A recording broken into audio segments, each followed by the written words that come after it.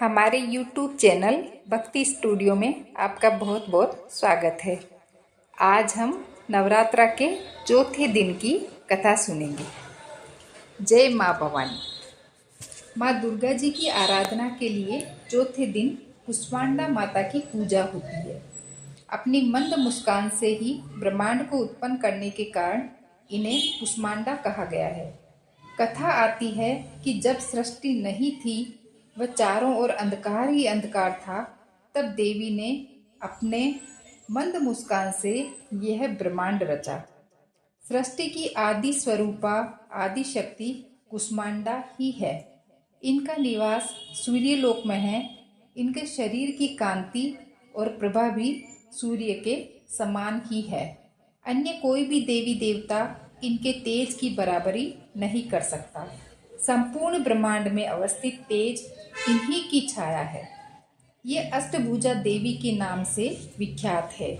इनके हाथों में क्रमशः कमंडल, धनुष, बाण, कमल पुष्प, अमृत, कलश, चक्र तथा गदा है। 8वें हाथ में सिद्धि एवं निधि देने वाली जपमाला है। इनका वाहन भी सिंह है। नवरात्र पूजन के चौथे दिन इन्हीं कुष्मांडा देवी के स्वरूप की पूजा की जाती है। साधक इस दिन अत्यंत पवित्र और पूरे मन से कुष्मांडा देवी की पूजा करते हैं। इनकी उपासना से भक्तों के रोग शोक नष्ट हो जाते हैं। कुष्मांडा की भक्ति से आयु, यश, बल और आरोग्य मिलता है। शास्त्रों पुराणों में वर्णित विधि विधान के अनुसार माँ दुर्गा की उपासना और भक्ति लाभ देती है। लौकिक अथवा पारलौकिक उन्नति के लिए कुष्मांडा की उपासना करनी चाहिए। ऋषि कहते हैं, पूर्व काल में शुंभ और निशुंभ नामक असुरों ने अपने बल के घमंड में आकर शचीपति इंद्र के हाथ से तीनों लोकों का राज्य और यज्ञों के भाग छीन लिए। उन दोनों ने सूर्य, चंद्रमा, कुबेर, यम और वरुण के अधिकार भी पा लिए। वायु और अग्नि का काम भी वे ही करने लगे। उन दोनों ने समस्त देवताओं को अपमानित, पराजित तथा राज्य भ्रष्ट कर स्वर्ग से निकाल दिया। उन दोनों महान असुरों से अपमानित देवताओं ने अपराजिता देवी का स्मरण किया और सोचने लगे कि जगदम्बा ने हम लोगों को वरदान दिया था कि आपत्ति काल में स्मरण करने पर मैं तुम्हारी सभी आपदाओं को तत्काल दूर कर दूंगी। ऐसा विचार कर सभी देवता पर्वतराज हिमालय पर गए और वहां विष्णु माया भगवती की स्तुति करने लगी। देवता बोले, देवी को नमस्कार है। महादेवी शिवा को सर्वदा नमस्कार है। प्रकृति एवं भद्रा को प्रणाम है। हम लोग नियम पूर्वक जगदम्बा को नमस्कार करते हैं। रुद्रा को नमस्कार है। नित्या, गौरी एवं धात्री को बारंबार नमस्कार है। ज्योत्सनामयी चंद्र रूपिणी एवं सुख स्वरूपा देवी को बारंबार प्रणाम है। शरणागतों का कल्याण करने वाली वृद्धि और सिद्धि रूपा देवी को हम निरंतर नमस्कार करते हैं। राक्षसों की लक्ष्मी, राजाओं की लक्ष्मी तथा शिव पत्नी स्वरूपा आप जगदम्बा को बारंबार नमस्कार है। दुर्गा, दुर्गा पारा, संकटों से पार करने वाली, सबकी सारभूता, सर्वकारिणी, ख्याति, कृष्णा और धूम्रा देवी को सर्वदा नमस्कार है। अत्यंत सुंदर और अत्यंत भयंकर देवी को हम नमस्कार करते हैं। उन्हें हमारा बारंबार प्रणाम है। जगदाधार भूता कृति देवी को बारंबार नमस्कार है। जो देवी सब प्राणियों में विष्णु माया के नाम से कही जाती है, उनको नमस्कार, उनको नमस्कार, उनको बारंबार नमस्कार है। जो देवी सब प्राणियों में चेतना कहलाती है, उनको बारंबार नमस्कार है। बुद्धि रूप से सब प्राणियों में स्थित देवी को बारंबार नमस्कार है। जो देवी निद्रा रूप से सब प्राणियों में स्थित है, उनको बारंबार नमस्कार है।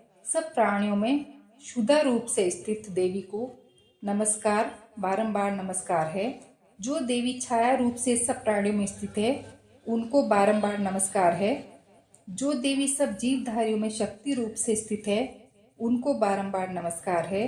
जो देवी सब प्राणियों में तृष्णा रूप से स्थित है, उनको बारंबार नमस्कार है। जो देवी सब प्राणियों में क्षमा रूप से स्थित है, उनको बारंबार नमस्कार है। जो देवी लज्जा रूप से सब प्राणियों में स्थित है, उनको बारंबार नमस्कार है। जो देवी सब प्राणियों में शांति रूप से स्थित है, उनको बारंबार नमस्कार है। जो देवी सब प्राणियों में श्रद्धा रूप से स्थित है, उनको बारंबार नमस्कार है। जो देवी सब प्राणियों में कांति रूप से स्थित है, उनको बारंबार नमस्कार है। जो देवी सब प्राणियों में लक्ष्मी रूप से स्थित है, उनको बारंबार नमस्कार है। जो देवी प्राणियों में वृत्ति रूप से स्थित है, उनको बारंबार नमस्कार है। जो देवी सब प्राणियों में दया रूप से स्थित है, उनको बारंबार नमस्कार है। जो देवी सब प्राणियों में स्मृति रूप से स्थित है, उनको बारंबार नमस्कार है। जो देवी सब प्राणियों में तुष्टि रूप से स्थित है, उनको बारंबार नमस्कार है। जो देवी सब प्राणियों में माता रूप से स्थित है, उनको बारंबार नमस्कार है। जो देवी सब प्राणियों में भ्रांति रूप से स्थित है, उनको बारंबार नमस्कार है। सब जीवों के इंद्रिय वर्ग की अधिष्ठात्री एवं सब जीवों में सर्वदा व्याप्त रहने वाली जो देवी है, उन व्याप्ति देवी को बारंबार नमस्कार है। जो देवी चैतन्य रूप से इस संपूर्ण व्याप्त करके स्थित है, उनको बारंबार नमस्कार है। पूर्व काल में अपने अभिष्ट की प्राप्ति होने से देवताओं ने जिनकी स्तुति की तथा देवराज इंद्र ने बहुत दिनों तक जिनका सेवन किया, वह कल्याण की साधना भूता ईश्वरी हमारा कल्याण एवं मंगल करते हुए हमारी सारी विपत्तियों को नष्ट कर दे। उद्दंड दैत्यों से पीड़ित हम सभी देवता जिन परमेश्वरी को नमस्कार कर रहे हैं तथा विनम्रता पूर्वक भक्ति भाव से स्मरण किए जाने पर तत्काल सभी विपत्तियों का निवारण कर देती है, वे जगदम्बा हमारा संकट दूर करे। ऋषि बोले, राजन, इस प्रकार जब संपूर्ण देवता स्तुति कर रहे थे, उस समय पार्वती देवी गंगा जी में स्नान करने के लिए वहां पर आई। सुंदर बाहों वाली उन भगवती ने देवताओं से पूछा, आप लोग यहाँ किसकी स्तुति कर रहे हैं? तब उन्हीं के शरीर से प्रकट हुई शिवा देवी बोली, शुंभ और निशुंभ से अपमानित एवं पराजित हुए ये सब देवता मेरी ही स्तुति कर रहे हैं, क्योंकि पार्वती जी के शरीर कोश से अंबिका प्रकट हुई थी, इसलिए सब लोकों में वे कौशिकी कही जाती है। कौशिकी के प्रकट होने के बाद पार्वती देवी का शरीर काले रंग का हो गया, इसीलिए वे हिमालय पर रहने वाली कालिका देवी के नाम से विख्यात हुई। इसके बाद शुंभ निशुंभ के सेवक चंडमुंड वहां आए और उन्होंने मनोहर रूप धारिणी अंबिका देवी को देखा। फिर वे शुंभ के पास जाकर बोले, महाराज, एक अत्यंत सुंदर स्त्री अपनी दिव्य कांति से हिमालय को आलोकित कर रही है। ऐसा उत्तम रूप हमने कहीं नहीं देखा। हे असुरेश्वर, पता लगाइए वह देवी कौन है और आप उसे प्राप्त कीजिए। स्त्री रत्न रूपा उस स्त्री का प्रत्येक अंग अत्यंत सुंदर है तथा वह अपने श्री अंगों की कांति से संपूर्ण दिशाओं को आलोकित कर रही है। हे दैत्यराज, अभी वह हिमालय पर ही है और आप उसे देख सकते हैं। प्रभो, मणि, हाथी और घोड़े आदि तीनों लोक के जितने उत्तम रत्न हैं, वे सभी इस समय आपके पास है। हाथियों में रत्नभूत एरावत, उच्चैश्रवा घोड़ा तथा यह पारिजात का वृक्ष आपने इंद्र से ले लिया है। हंसों से जूता या रत्नभूत विमान जो पहले ब्रह्मा जी के पास था, अब आपके आंगन में शोभा पाता है। महापद्म नामक निधि आप कुबेर से छीन लाए हैं। समुद्र ने भी किंजलकिनी नाम की वह माला जो केसरों से सुशोभित है और जिसके कमल कभी कुमलाते नहीं हैं, आपको भेंट में दी है। सुवर्ण की वर्षा करने वाला वरुण का छत्र आपके घर में शोभित है तथा यह श्रेष्ठ रथ जो पहले प्रजापति के अधिकार में था, अब आपके घर में शोभा पाता है। हे दैत्येश्वर, मृत्यु की उत्क्रांति नामावली शक्ति भी आपने छीन ली है। वरुण का पास और समुद्र में होने वाले सभी रत्न आपके भाई निशुंभ के अधिकार में हैं। अग्नि ने भी स्वतः शुद्ध किए हुए 2 वस्त्र आपको दिए हैं। दैत्यराज, इस प्रकार सभी रत्न आपने एकत्र कर लिए हैं, तब स्त्रियों में रत्न रूप कल्याणमयी इस देवी को भी आप अपने अधिकार में क्यों नहीं कर लेते। ऋषि कहते हैं, चंडमुंड के यह वचन सुनकर शुंभ ने सुग्रीव नामक महादैत्य को दूत बनाकर देवी के पास भेजा और कहा, तुम मेरी आज्ञा से उसके सामने इस तरह कहना और ऐसी युक्ति करना जिससे प्रसन्न होकर वह शीघ्र ही यहाँ आ जाए। वह दूत पर्वत के अत्यंत रमणीय प्रदेश में जहाँ देवी विराजमान थी जाकर मधुर वाणी में बोला। दूत बोला, हे देवी, असुरों के राजा शुंभ ने जो तीनों लोकों के परमेश्वर है, उन्होंने मुझ दूत को आपके समीप भेजा है। उनकी आज्ञा का उल्लंघन कोई देवता नहीं करता। समस्त शत्रुओं को उन्होंने जीत लिया है और उन्होंने जो कुछ कहा है आप सुनिए। तीनों लोक और समस्त देवता मेरे अधीन हैं और यज्ञ के संपूर्ण भागों को भी मैं ही पृथक पृथक ग्रहण करता हूँ। तीनों लोगों के उत्तम रत्न हमारे पास है और इंद्र का वाहन ऐरावत हाथी भी हमने छीन लिया है। समुद्र मंथन से जो अश्व रत्न उच्चैश्रवा प्रकट हुआ था, वह भी देवताओं ने बड़ी विनय पूर्वक मुझे भेंट कर दिया है। हे शोभने, इनके अलावा अन्य जितने भी रत्न देवता, गंधर्व और नागों के पास थे, वे सभी हमको प्राप्त हो गए हैं। हे देवी, हम तुमको संसार भर की स्त्रियों में रत्न समझते हैं। इस कारण तुम भी हमारे पास आ जाओ, क्योंकि रत्नों को भोगने वाले तो केवल हम ही हैं। हे चंचल नेत्र वाली, आप रत्न रूप हो, इस कारण मुझे तथा बलवान मेरे छोटे भ्राता निशुंभ को पाकर सुख को भोगिए। हमको ग्रहण करने से तुम्हारे लिए अतुल ऐश्वर्य मिलेगा। ऐसा अपनी बुद्धि से विचार कर हमारी स्त्री बन जाओ। ऋषि बोले, दूत के मुख से इस प्रकार के वचन सुनकर जिस भगवती दुर्गा ने संपूर्ण संसार को धारण कर रखा है, वह भगवती गंभीर भाव से मुस्कुराती हुई कहने लगी।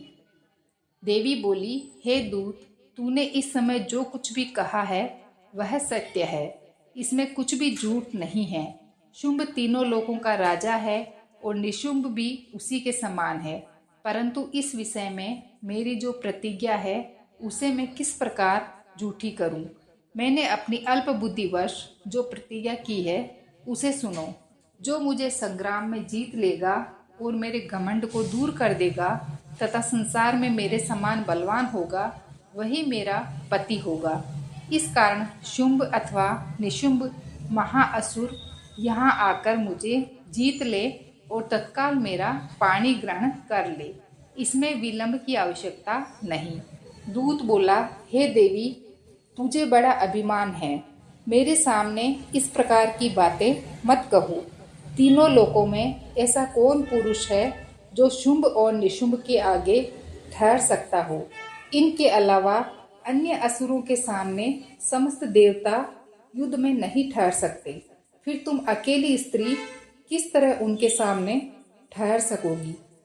इंद्रादिक सभी देवता जिन शुंभ निशुंभ आदि के आगे ठहर नहीं सके, तो तुम स्त्री होकर उनके सम्मुख किस भांति पहुंच सकोगी। इस कारण तुम मेरे कथनानुसार शुंभ निशुंभ के पास मेरे साथ चलो। ऐसा करने से तुम्हारे गौरव की रक्षा होगी, अन्यथा जब वे केश पकड़कर घसीटेंगे तब तुम्हें अपनी प्रतिष्ठा खोकर जाना पड़ेगा। देवी ने कहा, तुम्हारा कहना ठीक है, शुंभ बलवान है और निशुंभ भी बड़े पराक्रमी है, किंतु क्या करूं, मैंने पहले बिना सोचे समझे प्रतिज्ञा कर ली है। अतः अब तुम जाओ, मैंने तुमसे जो कुछ कहा है वह सब दैत्यराज से आदर पूर्वक कह देना, फिर वे जो उचित समझे करे। ऋषि कहते हैं, देवी का यह कथन सुनकर दूत अत्यंत क्रोधित हुआ। उसने दैत्यराज के पास जाकर संपूर्ण समाचार विस्तार पूर्वक कह सुनाया। दूत के वचन सुनकर दैत्यराज अत्यंत कुपित हो उठा और असुर सेनापति धूम्रलोचन से बोला, धूम्रलोचन, तुम शीघ्र ही अपनी सेना लेकर जाओ और उस दुष्टा का केस पकड़कर घसीटते हुए बलपूर्वक यहाँ लेकर आओ। उसकी रक्षा करने के लिए देवता पक्ष अथवा गंधर्व आदि अन्य कोई भी क्यों न खड़ा हो, उसे अवश्य मार डालना। ऋषि बोले, शुंभ के इस प्रकार आज्ञा देने पर धूम्रलोचन दैत्य ने 60,000 असुरों की सेना लेकर वहां से तुरंत प्रस्थान किया। वहां पहुंचकर उसने हिमालय पर रहने वाली देवी को देखा और ललकार कर कहा, अरे तू शुंभ निशुंभ के पास चल। यदि तू इस समय प्रसन्नता पूर्वक मेरे स्वामी के पास नहीं चलेगी तो मैं बलपूर्वक चोटी पकड़ घसीटते हुए तुझे ले जाऊंगा। देवी बोली, तुम्हें दैत्यों के राजा ने भेजा है, तुम स्वयं भी बलवान हो और तुम्हारे पास विशाल सेना भी है। ऐसी दशा में यदि मुझे बलपूर्वक ले चलोगे तो मैं क्या कर सकती हूँ। ऋषि बोले, देवी के इस प्रकार कहने पर धूम्रलोचन दैत्य उनकी ओर दौड़ा। तब अंबिका ने हुंकार शब्द के उच्चारण मात्र से उसको भस्म कर दिया। फिर तो क्रोध में विहल दैत्यों की विशाल सेना और अंबिका ने एक दूसरे पर तीखे बाणों, शक्तियों तथा फरसों की वर्षा आरंभ की। इतने में ही देवी का वाहन सिंह क्रोध में भरकर भयंकर गर्जना करके गर्दन के बालों को हिलाता हुआ असुरों की सेना में कूद पड़ा।